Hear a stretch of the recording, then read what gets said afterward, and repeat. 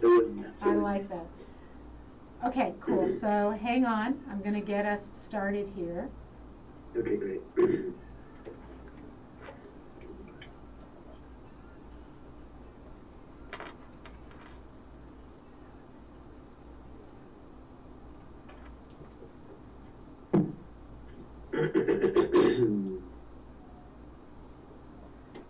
Hello and welcome to the Dr. Elisa Show here on KUHS Denver, the stream. Thank you so very much for tuning in. And yes, I love being here with you. I say that every single week. If you're new to my show, my name is Elisa. The doctor is a doctorate in educational psychology. And I try to present every week something that ignites a renaissance of spirit within you. That's my tag. That's my line. I think that's my soul's journey, is to ignite a renaissance of spirit in others and in myself. So we're going to have a great guest today. I have an amazing show for you. But before we start that, I do want to give out a shout out to one of my amazing sponsors, veteranspride.org. And you can go there, veteranspride.org. If you've been listening, you know that I set a goal for us this year, for all of us, to be philanthropists at the end of the year. And what does that mean? That donate what you can. If that's $1 a month then in your life, if that's what you can afford, that's your philanthropy. And somewhere to start is veteranspride.org. They make shadow boxes for veterans that are a little bit pricey. And when you donate $1 or $2 or $5, a veteran can have an opportunity to have one of those shadow boxes made for them. So think about that. And then clearly you have your own charities and your own causes you believe in, and feel free to become a philanthropist that way. Just an invitation to you.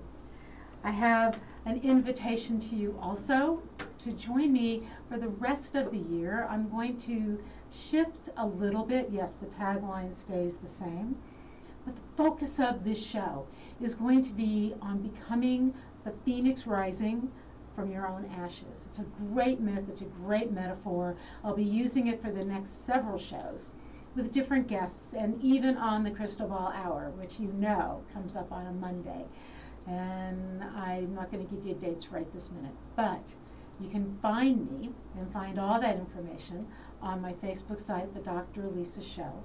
You can also go to my website, elisarobin.com, and you can see past shows, you can see my blog, you can see some of my academic writing and some of my less academic writing. You can also I have monthly updates and soulscapes, and I will let you know on that site also when the next shows are. Tons of information, elisarobin.com. Okay. Sort of amazing. One more thing. I also told you that I have finished my second novel, and I want to give you a shout out to anyone out there who's an author, which simply means you love to write. We write because it's what we do. I had somebody ask me how I was going to publicize my second book and what my thoughts were about getting it out there, and could I get a bestseller. And you know what? I write because that's what I'm supposed to do. Now, if you read it, even better for me. So the first novel is called The Way of the Well. It's a spiritual romance based on a myth a story I love of Miriam's Well. And it's actually really good. You should read it. So you can get it on Amazon.com, BarnesandNoble.com. And for those of you who've been watching the Crystal Ball Hour, that myth does show up in this book. Spiritual adventure romance. The second book is called Dark Fire.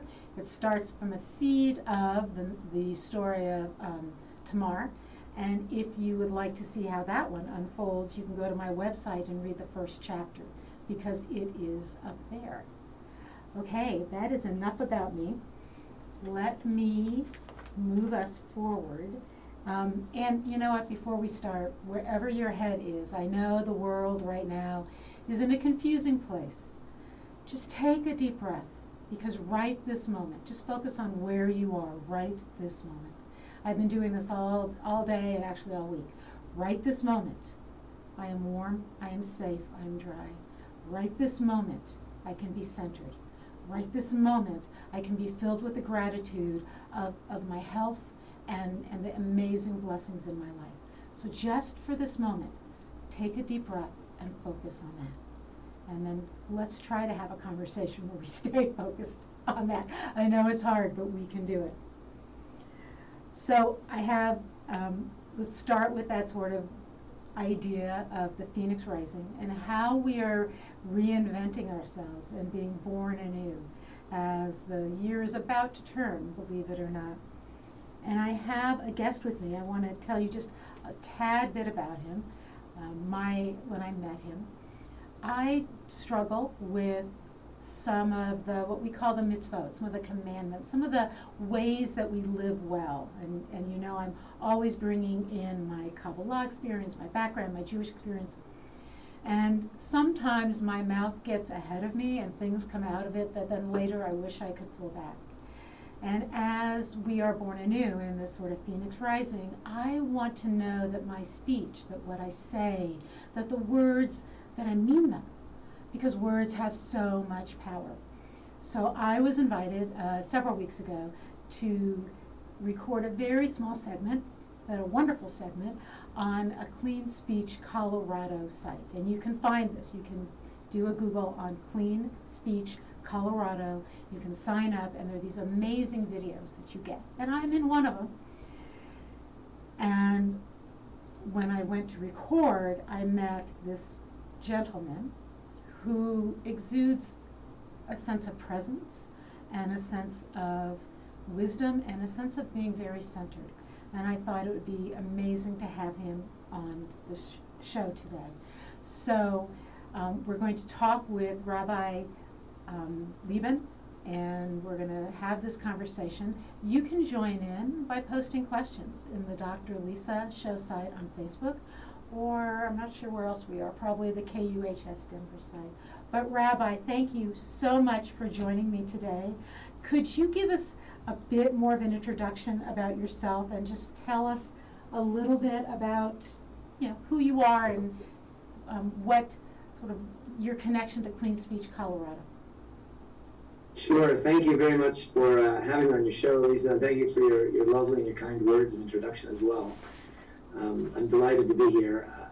I've actually been in Colorado, been an educator, Jewish educator here in Colorado for 18 years.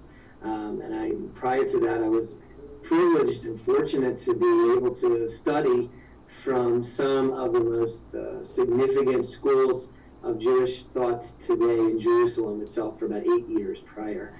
It was an experience that was very meaningful to me. I was able to avail myself of tremendous mentors, to be in what's called yeshivas. A yeshiva is a place where people sit and study, and it's a focused study on Torah and the Talmud, which is the broader explanation of what the Torah really means. And prior to that, actually, I'm an American by birth. I was from Virginia. I was an English language and literature major, and I've written a book or two myself. So we feel like we have a lot in common, and it makes it very, very nice for me to be able to be on your show with you and with your wonderful listeners. I just wanted to also add, the idea of Phoenix Rising is a theme that resonates in terms of, if I understand it correctly, a person who's, one step back, 2 steps forward, perhaps, one who's coming out of something, been somewhere, done something that perhaps they would rather not have done, or where they would rather not have been, and able to come out of that and to be subsequently great and achieve things that they really want to achieve, spiritually speaking. And the topic I see resonates with me personally because I really was, I guess that fits my narrative or my personal biography, my story. My mother finds it quite humorous that I'm the sort of Reformed Sunday school dropout that became the Orthodox Jewish rabbi. So that I guess ties right in. I was not necessarily raised with a tremendous amount of significant Jewish background or knowledge or education, spiritually oriented from my childhood.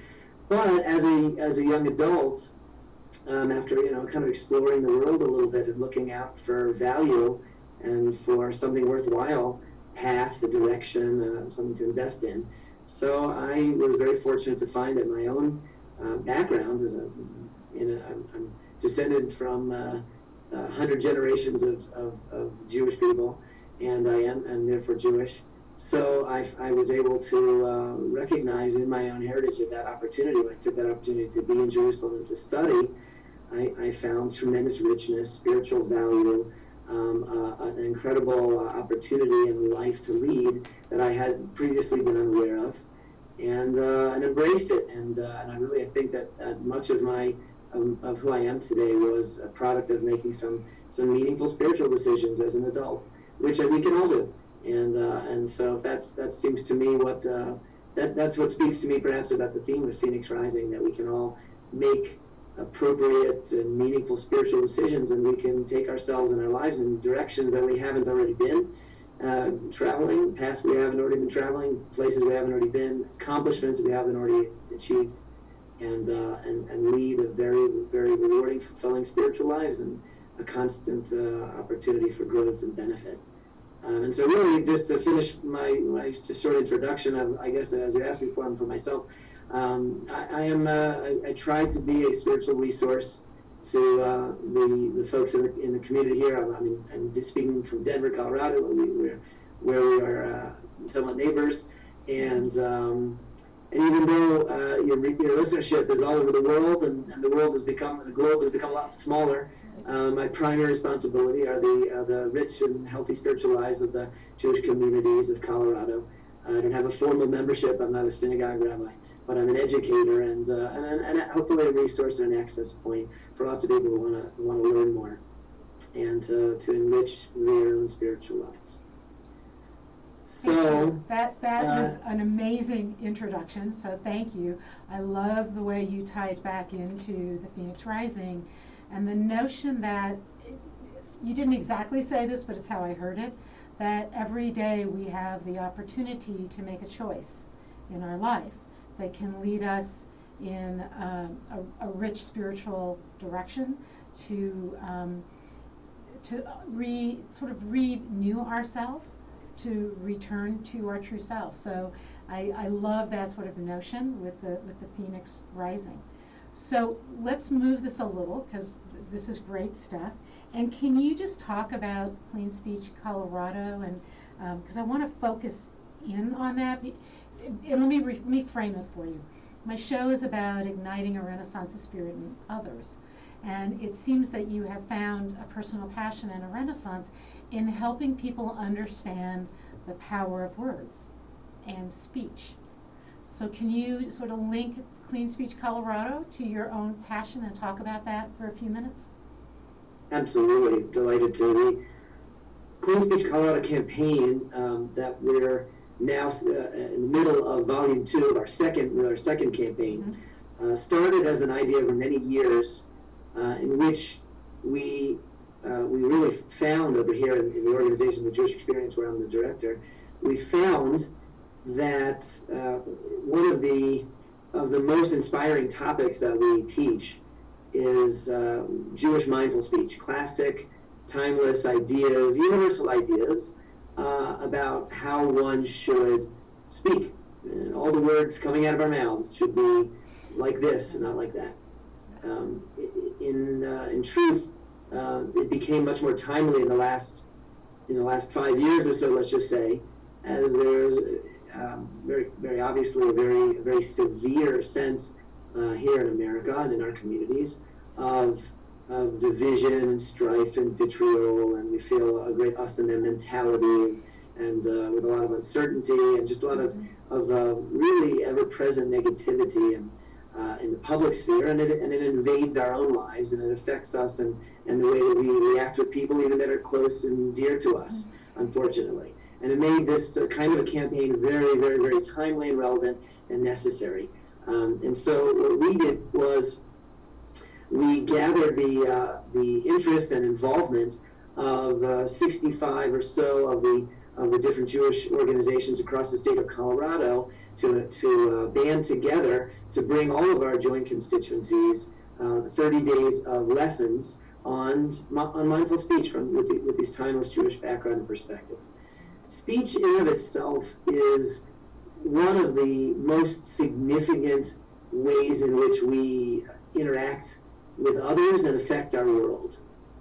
Is a very spiritual background to the human faculty of speech. If you look early in the Torah, which outside of the Jewish people is referred to as the Old Testament, but if you look at the very beginning of it, in the story of creation, it says that God took from the dust of the earth and he created a body for the first human being, and then he breathed into him the breath of life.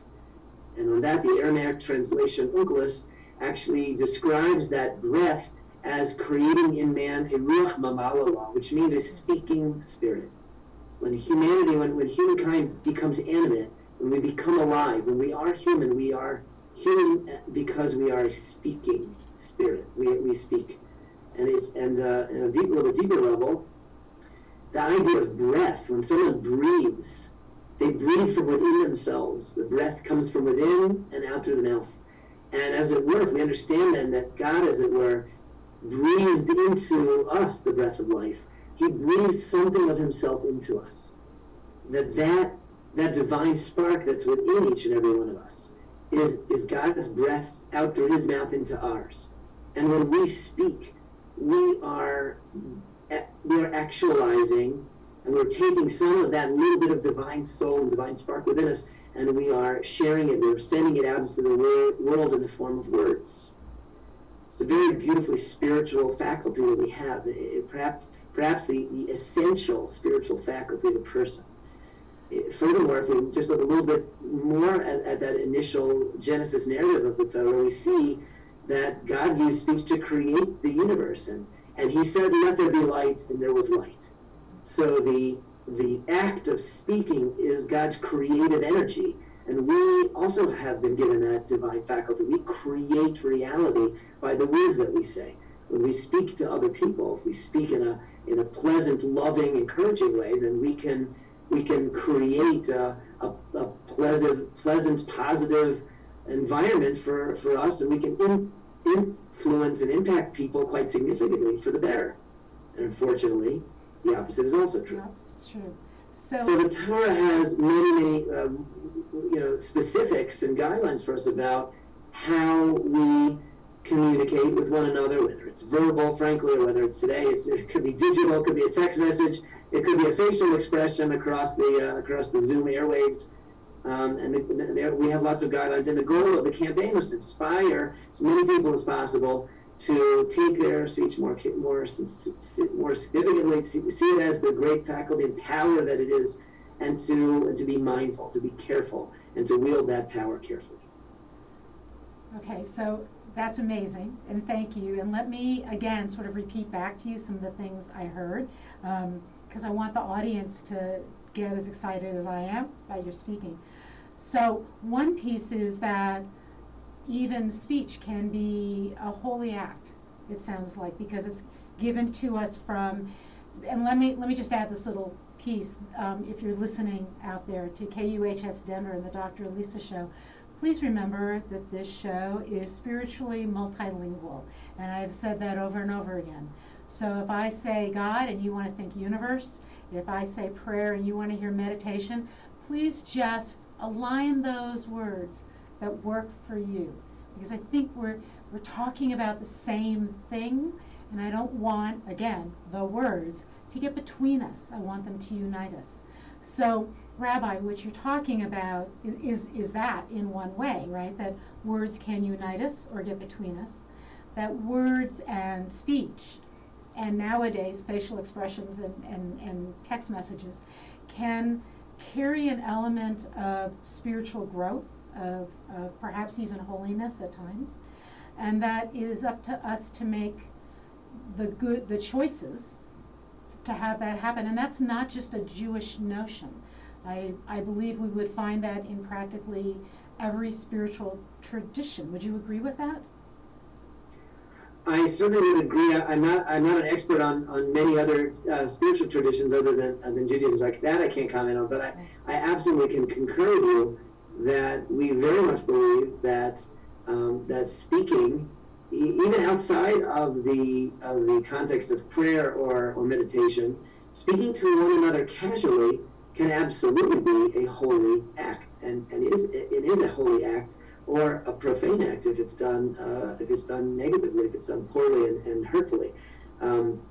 As a general spiritual perspective, since of course that's the theme of your wonderful show, a Jewish spiritual outlook, and I'm sure that this an outlook for all of humanity can be as well, that we believe that holiness is achieved as the sum total of many well-made decisions throughout our moments of the days of our lives.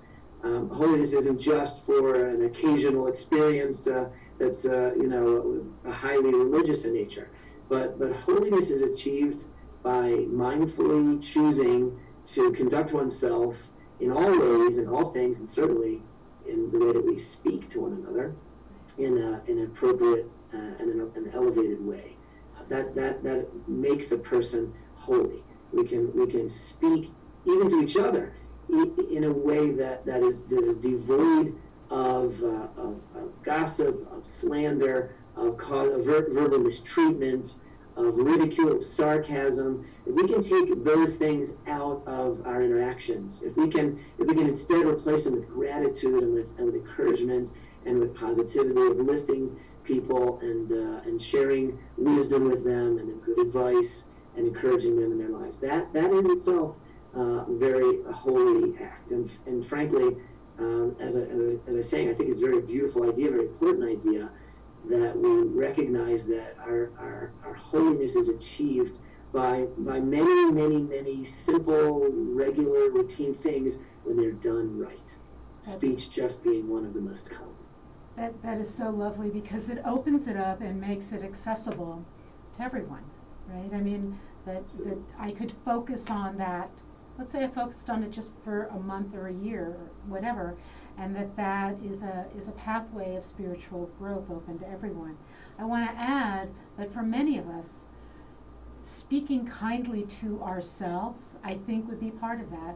I know that I have, in my private practice, when I work with individuals, so much of what I want to say to them, and often do say, is you treat yourself rudely.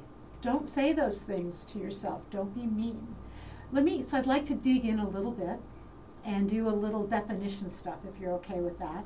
Last year, Clean Speech Colorado focused on Lashon Hara, and this year it's Onas Devarim.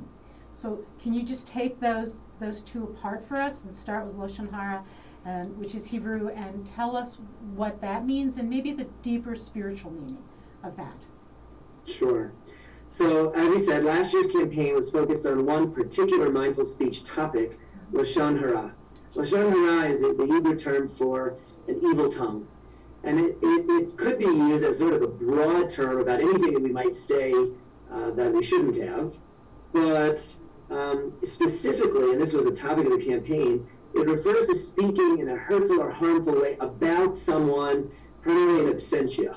Meaning to say that you and I, at least, will be having a conversation about someone else who wasn't present, then the laws of Lashon Hara, the guidance of Lashon Hara, would be to refrain from gossiping and slandering, speaking in any way that's negative about them.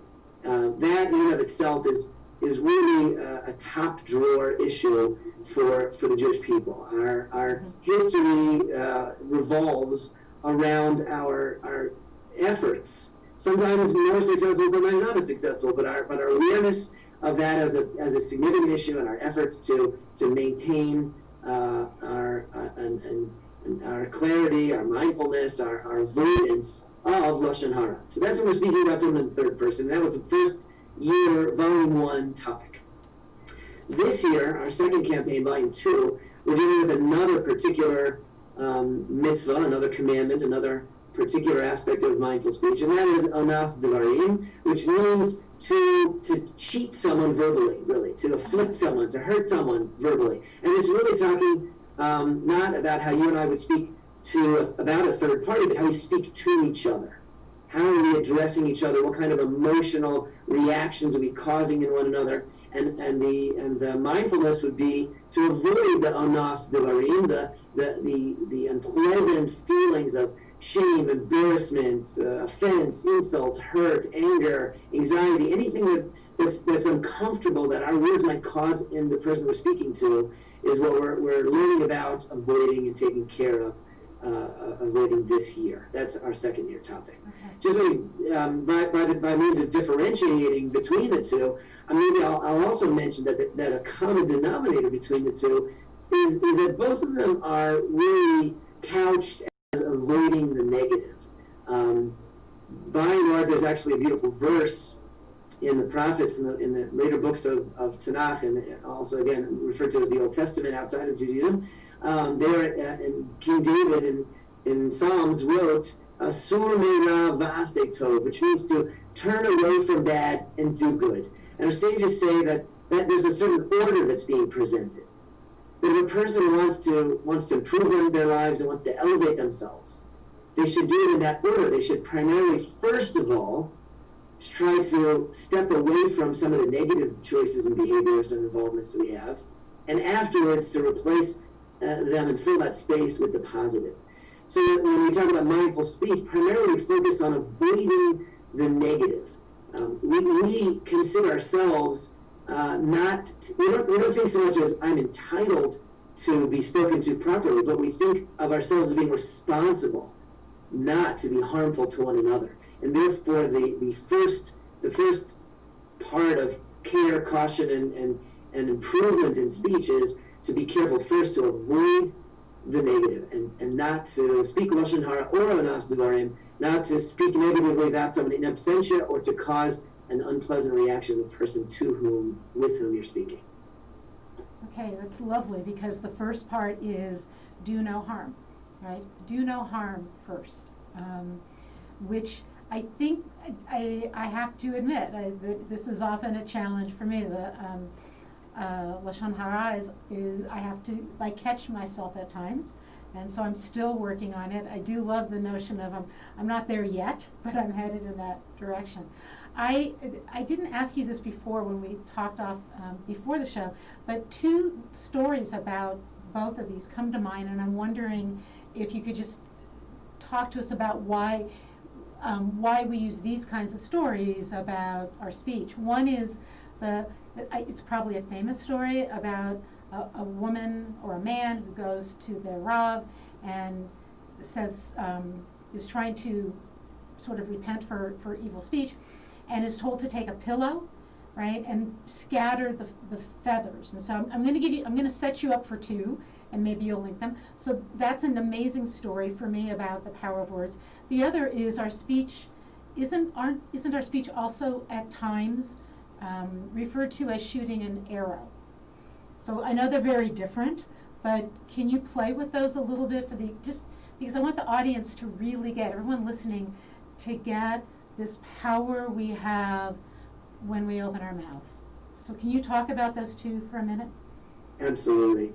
I also wanted to just comment on the first thing you said about, you quite genuinely and vulnerably shared, you don't consider yourself to be perfect at it yet. I think that's where we all are, and I just want to register that the perfect people in this note are few and far between, if there are any. We're all working on it, and that's why we have this campaign and how we can involve 50,000 or so community members here in the effort.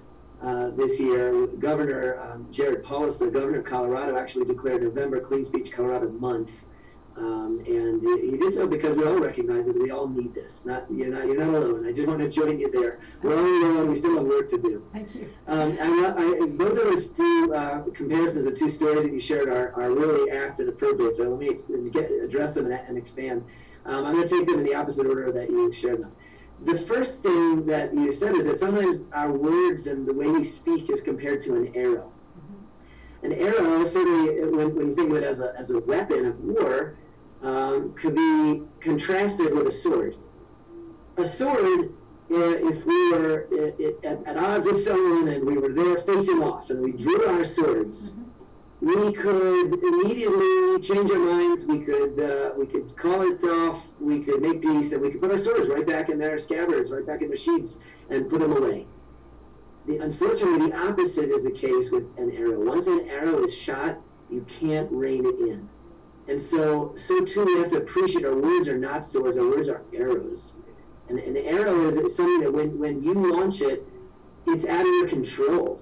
and it can't be reined in. You say something negative about someone, and there's not much, unfortunately, you can do to fix that. It is done. It is said. And you whisper something negative in somebody's ears, you tell somebody, oh yeah, so-and-so, yeah, let me tell you about him.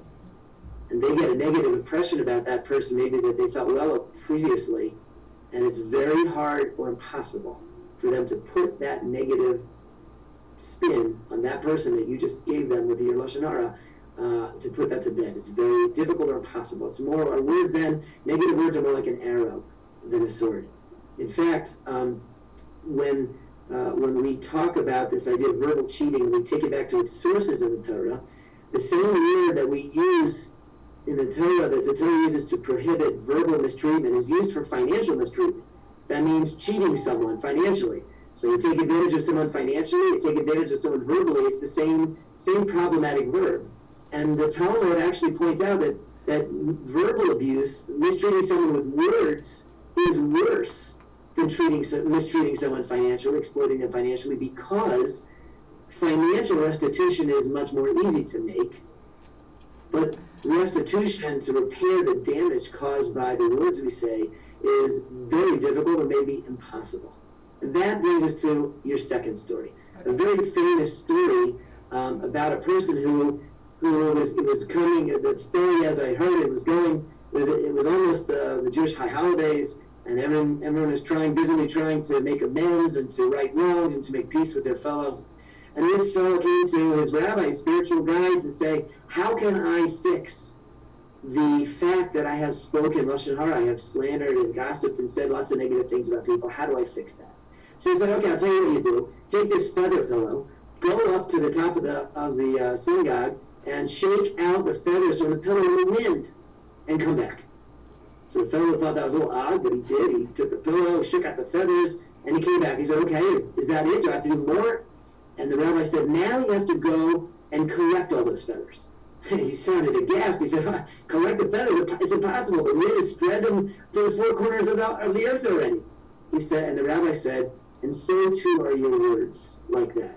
No sooner can you collect all those feathers, no sooner can you fix the harm that you've done verbally than you can collect all those feathers.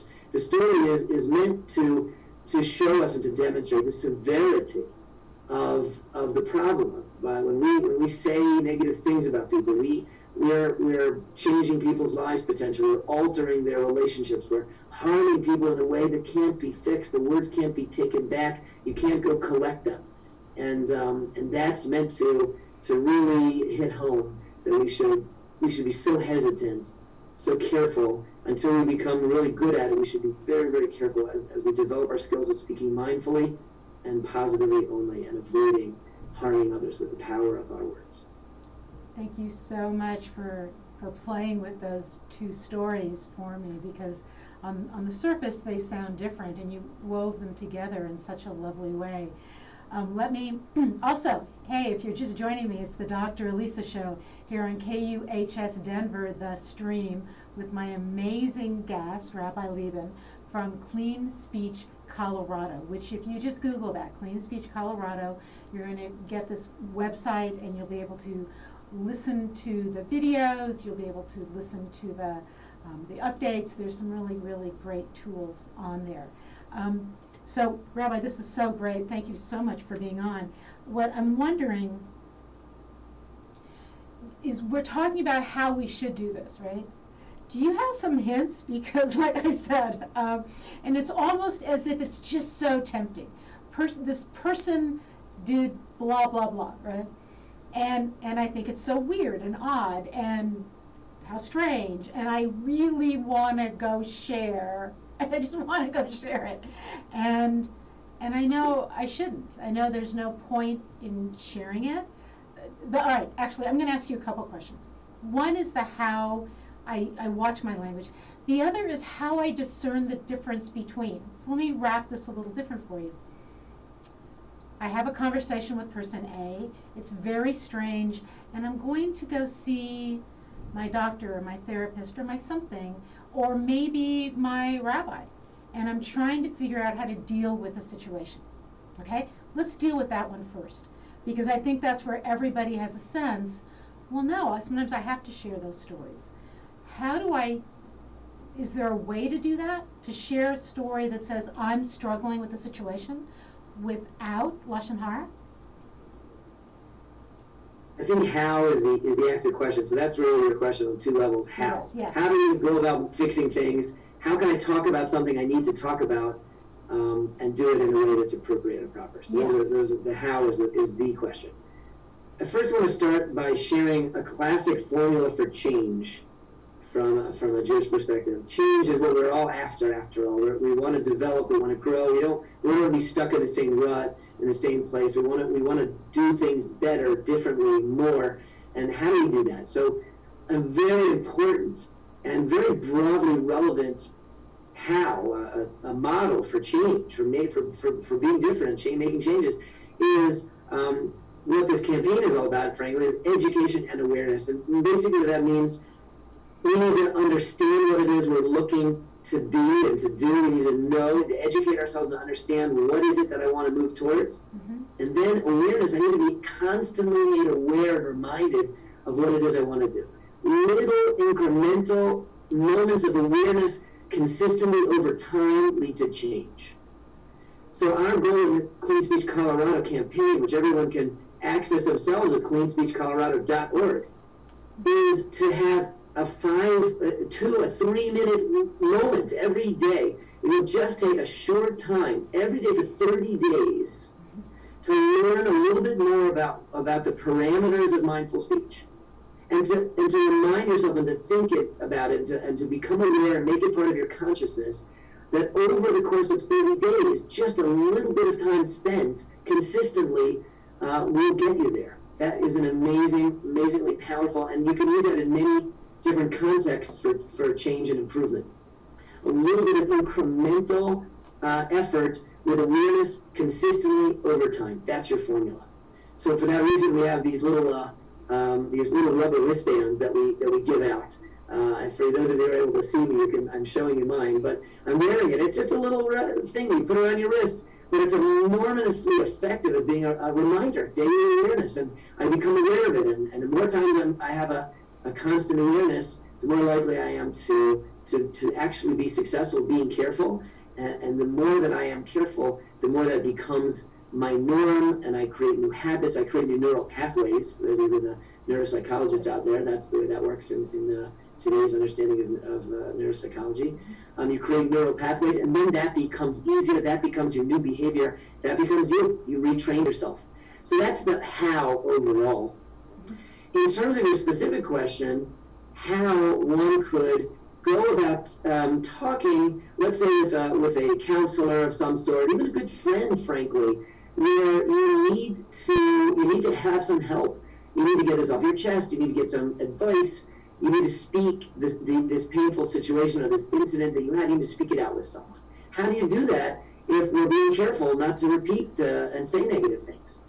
So that's a great question, and we addressed it for an entire week of last year's Volume 1 Clean Speech Colorado curriculum.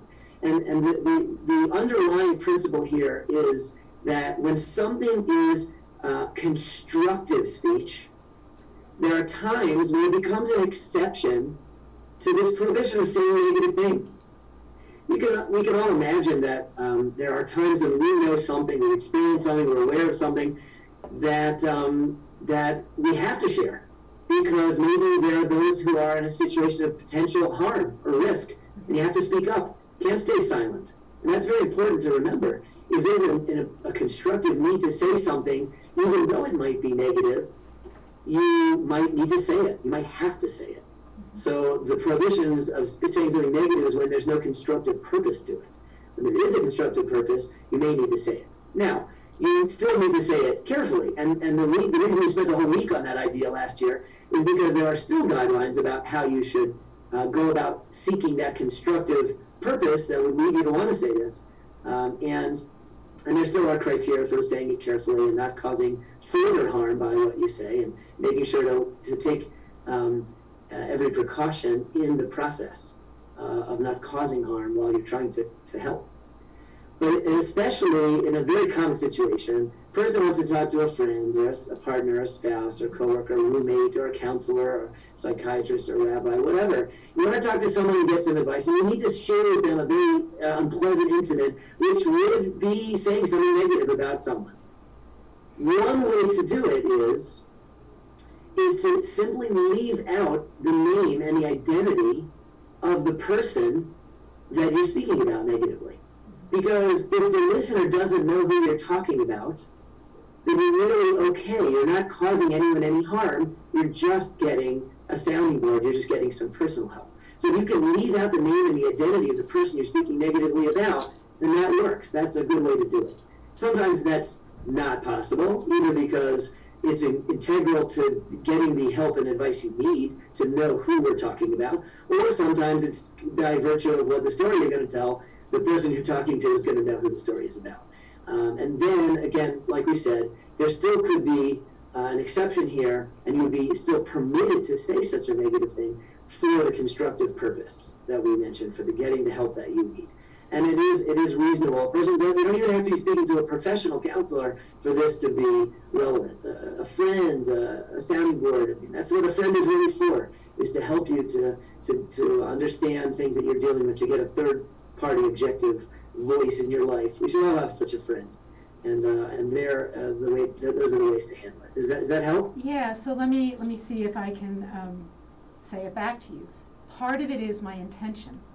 If my intention is I need help dealing with this, and I can tell the story in a way that protects the other person as much as I can, but helps me untangle my feelings, my emotions, or the situation, then that I'm doing that the best I can. So it sounds like that does work. I think you know, I was an academic dean and professor for about 25 years. There were times we had to share information about students. We're passing a student from one class to another, and often had to talk about maybe their writing ability. That's very, very common.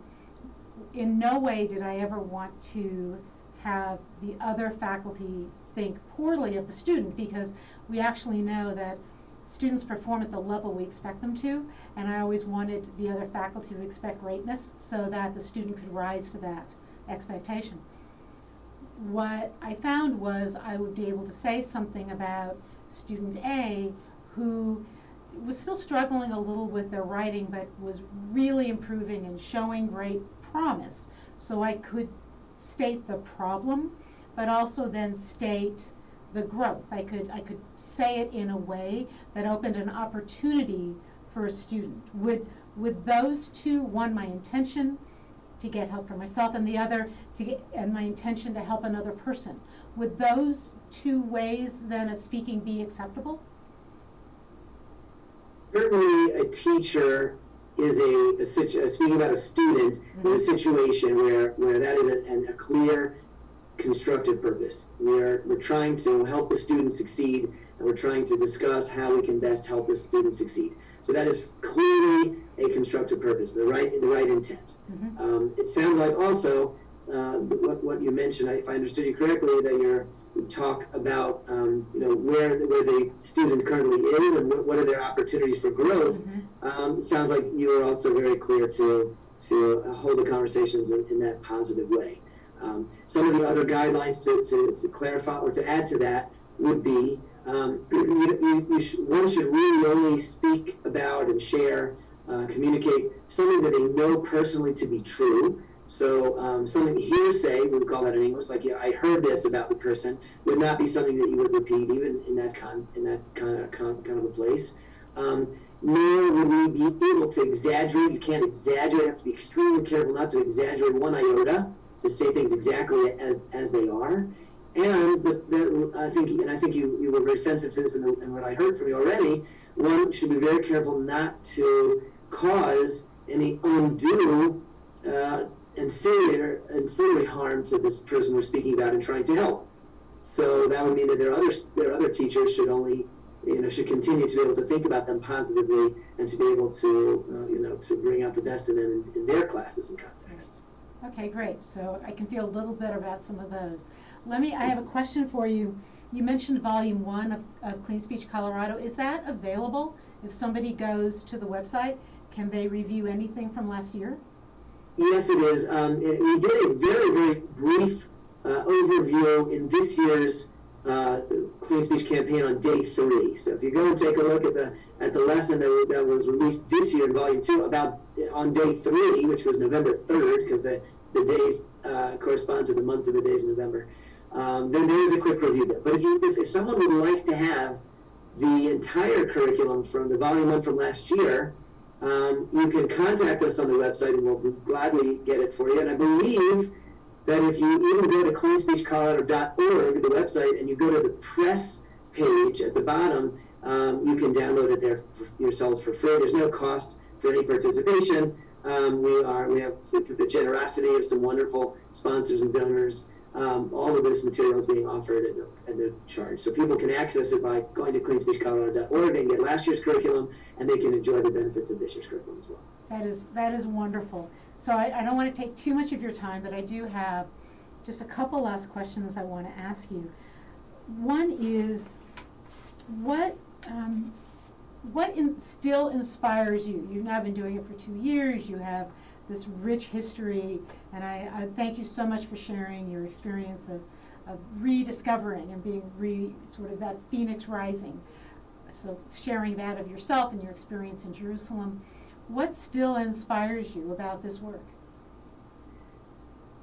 You know, I've said many times that I feel very blessed. I feel fortunate. Like, I'm the biggest recipient of all my own efforts, frankly, because since I'm so busily involved on a 24/7 basis, it feels like these days, in educating on this topic and trying to share these beautiful, timeless lessons from the Torah, from Jewish wisdom to the world, of mindful speech and all of the personal benefits that we receive, the general feeling of wholesomeness, the improvement of all of our close relationships, just a general positivity that we live with. I'm certainly inspired by all the benefits that I personally receive, but more than that, I'm also really, it just keeps moving me forward when I get an opportunity to talk to you and your listeners and to share these thoughts, because I know that they are so essential.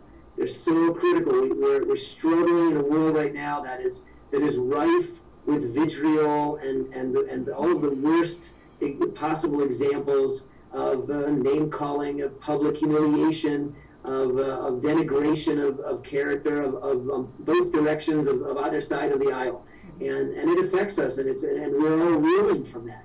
It's a terrible world if a person is sensitive to it, and I mean, God forbid, I don't mean that the world is a terrible place, but I think that there's a lot of negative role models out there, and I think we have to be really careful. So I'm inspired and passionate about this, as you asked, to share what I believe very strongly, and I see and hear time and time again from people who will check it out and participate, that this is a real path to solutions.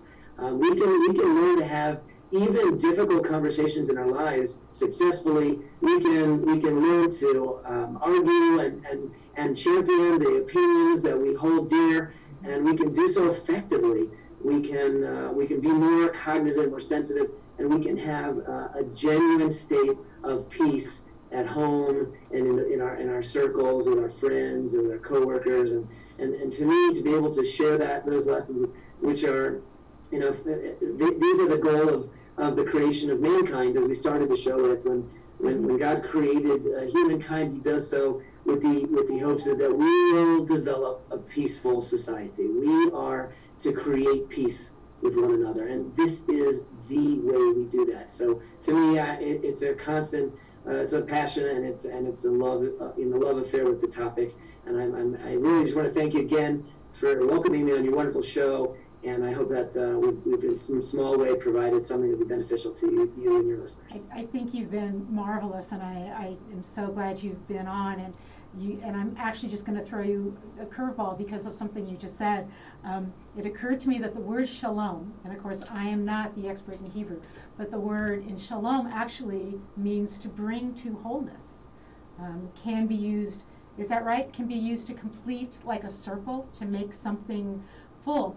And so that our language is not just about bringing peace in the way we think about peace, right? A lack of, an absence of violence, perhaps, but in bringing wholeness. And would that be one of your last, I'm trying to, I think I'm probably setting you up for this, but is that possibly one of the gems that you might leave us with about our speech, the power to bring the world to wholeness?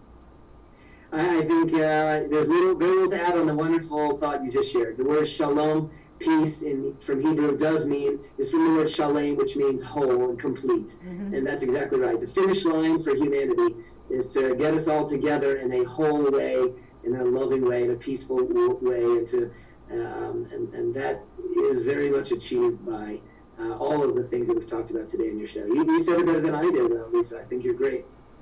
Thank you. So I'm so aware of your time. I'm going to let you go. I got 5 minutes to wrap my show, but I'm going to let you go because I'm sure you have people knocking at your door.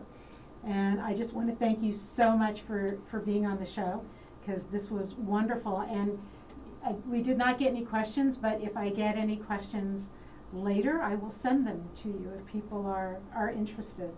So thank you so much. And I'm going to thank you very much. Blessings to you and to all your listeners, and thanks for having me on the show. Absolutely. Thank you.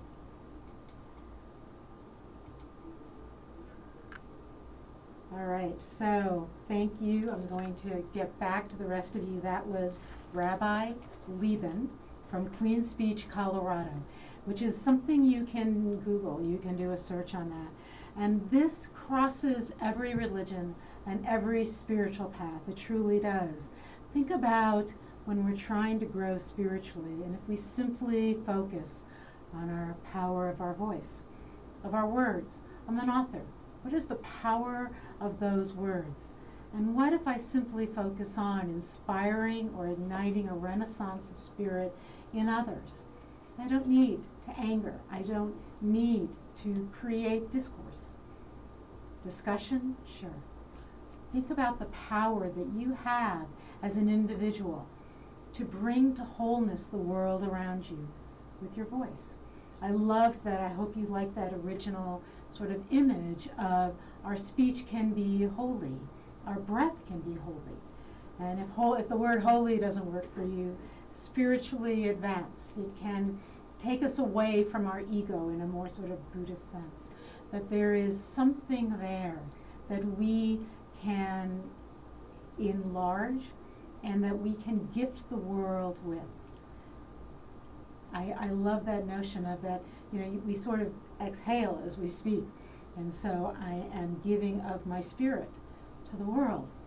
And I definitely feel like that when I'm sitting in front of this mic. I have to tell you, I have a sense of obligation. It's a great blessing. You know me, right? You know me by now. I adore being on radio. I love talking with you.